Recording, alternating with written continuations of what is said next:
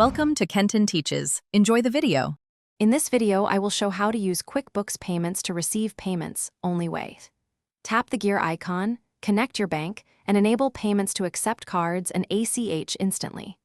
Check your business details, upload any required ID, and confirm deposit timing so funds arrive when expected.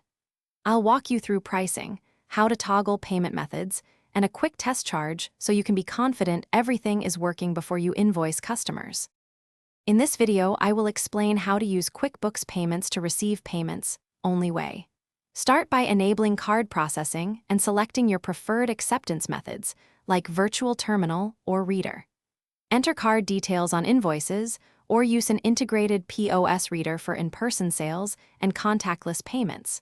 Review each processed payment in the dashboard, note the fee breakdown, and check deposit timing so you know when money hits your bank account.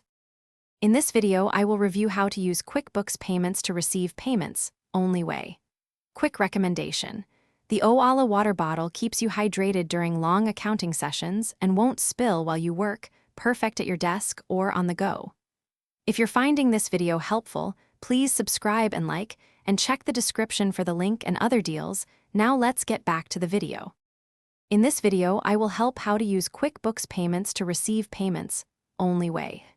Turn on ACH to offer lower-cost bank transfers and add Pay Now buttons to invoices for fast customer checkout.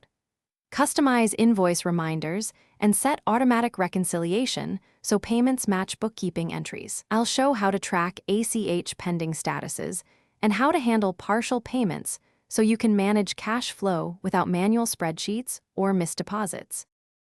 Thanks for watching. Please subscribe if this video was helpful.